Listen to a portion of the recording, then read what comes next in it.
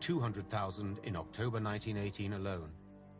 Worldwide, the Spanish flu killed between 30 and 40 million people, and just as in Europe in the 14th century, many frightened sufferers thought the end of days had arrived. Today, it is common to assume that modern medicine can prevent a similar scourge. But this is a dangerous assumption. The Center for Disease Control in Atlanta, Georgia, has said that another pandemic is likely, if not inevitable, and this one will exceed the Spanish flu of 1918 in its magnitude. A virulent strain of the influenza virus, the so-called bird flu, is poised to break out in Asia. What happens is the influenza virus mixes in a chicken, a pig, whatever, and makes a major antigen shifts and emerges as really a brand new virus against which we have no protection. Would the effect be devastating worldwide? Of course it would. The speed of modern air travel would spread the virus at a much faster rate than the Spanish flu of 1918. I'm not convinced we have travel restrictions adequate.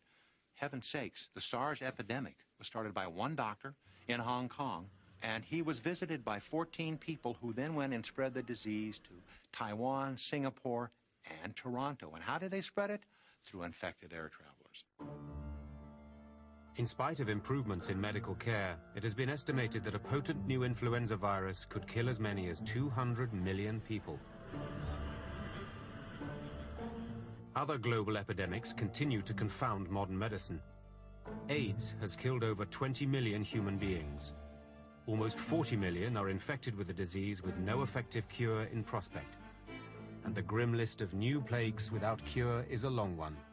SARS, the Ebola virus, Legionnaire's disease, Lassa fever, new strains of cholera, all present staggering new problems for medical researchers and pharmaceutical companies.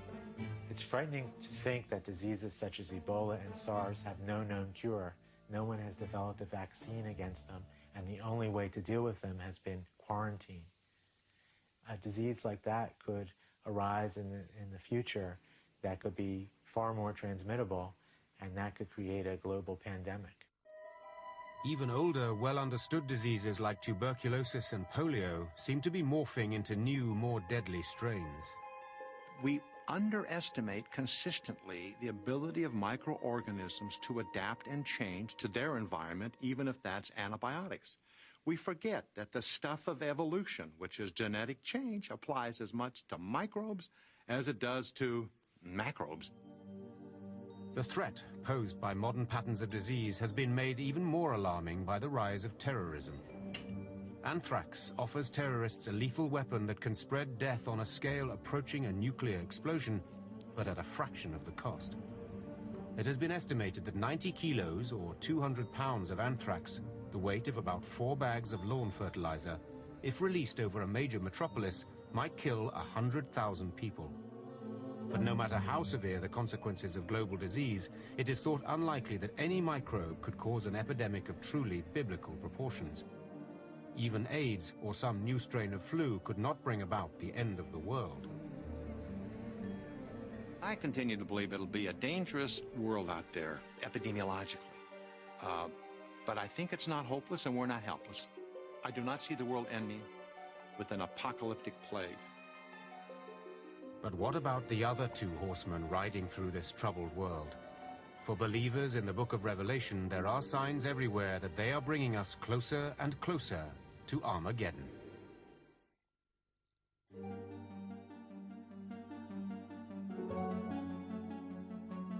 The book of Revelation tells us that Jesus will break open the 3rd seal on the scroll of God's plan to reveal the 3rd horseman of the apocalypse. I looked, and there before me was a black horse. Its rider was holding a pair of scales in his hand. Then I heard what sounded like a voice saying, "A quart of wheat for a day's wages." Revelation chapter 6, verses 5 and 6. Theologians generally agree that the scales the 3rd horseman carries represent a food market. The quart of wheat mentioned in the text is a meager wage and suggests hunger. For the black horseman will ride to earth to sow the seeds of famine.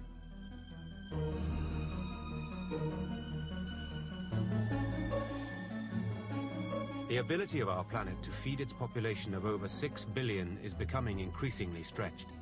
Over 1 billion people already struggle to scratch a living from land that is rapidly drying up. The news channels broadcast scenes of the ongoing drought in sub-Saharan Africa. But drought is also devastating parts of Central Asia, Latin America, and the Indian subcontinent. The causes are many: deforestation, overgrazing, poor irrigation practices. Each year, 25,000 square miles of fertile land are engulfed by sand. And the situation is going to get worse, because one overriding fact threatens the globe. The Earth is getting hotter. It's hotter now than it's ever been for the last 400,000 years.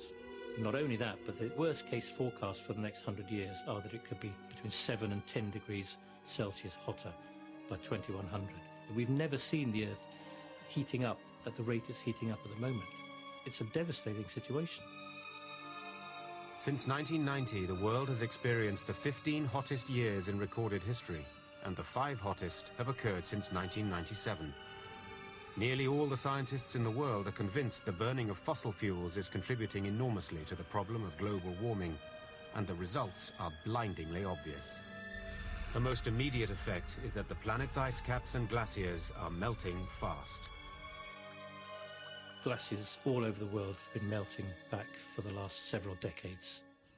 Glacier National Park in the States hasn't got many glaciers anymore, so that'll have to change its name soon. Kilimanjaro, with that classic patch of ice and snow on the top, that's expected to disappear within 10 years now. For the first time, the North Pole has become largely ice-free in the summer. Areas of Greenland that have not seen the sun in tens of thousands of years are now being exposed from under the ice. All this melting is having profound effects.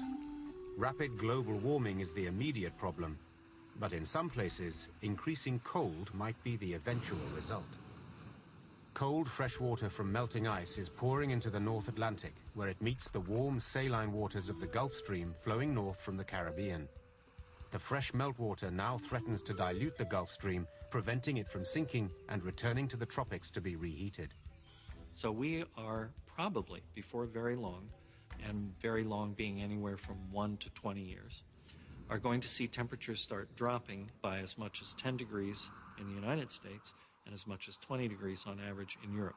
If temperatures drop as much as we think they might, you will see phenomenon like the Hudson River freezing solid every year, the Chesapeake Bay freezing solid every year.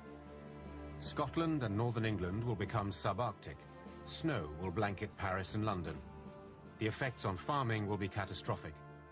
The difference between a full-blown ice age and the current climate is only about 7 degrees centigrade or 44 degrees Fahrenheit.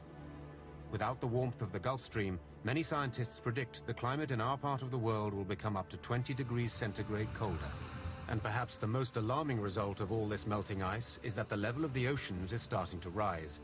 If the Greenland and Antarctic ice caps were to melt entirely, sea levels may increase by an earth-shattering 30 feet, over 9 meters, by the end of this century. And added to that, wave heights are getting higher as well, because we're getting increased storminess in parts of the world. The result, every major coastal city in the world, from Boston and Miami to Bombay and Singapore, will be underwater. And small islands everywhere will disappear entirely. Rising seas that engulf the land would appear to confirm the prophecy of Revelation chapter 16, verse 20. Every island fled away, and the mountains could not be found.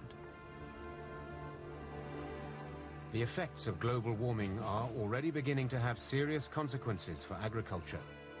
Rising temperatures and dramatically diminished rainfall are reducing crop yields in many parts of the world that can ill afford such dearth. But a worse scenario could lie ahead. Demographers predict that by the end of the 21st century, there may be as many as 3 billion more mouths to feed. It will be extremely difficult to grow crops to feed the expected population at the end of this century, which will be at least 8 or 9 billion. I think we'll really have to struggle, and finding water for them to drink is going to be an even bigger problem. Potentially, we can easily see famine in biblical proportions in the second half of this century. It wouldn't surprise me. The evidence is unequivocal. Earth is undeniably becoming warmer, perhaps critically warmer.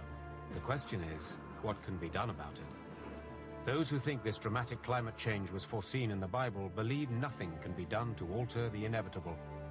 Others don't accept that catastrophe is unavoidable. I don't think that's the way forward. I think we need to change the way we live. Simple as that. It seems to me that it's human nature, and wise human nature, to survive. We've learned that we should care about our own survival, and we've learned that we can control a lot about our own survival. Optimistic scientists assure us that more ecologically sound farming and forestation methods can keep desertification in check. They point out that cutting back on fossil fuels will help to slow the alarming rise in global temperature. The Black Horse of Revelation doesn't necessarily have to deliver the scourge of famine.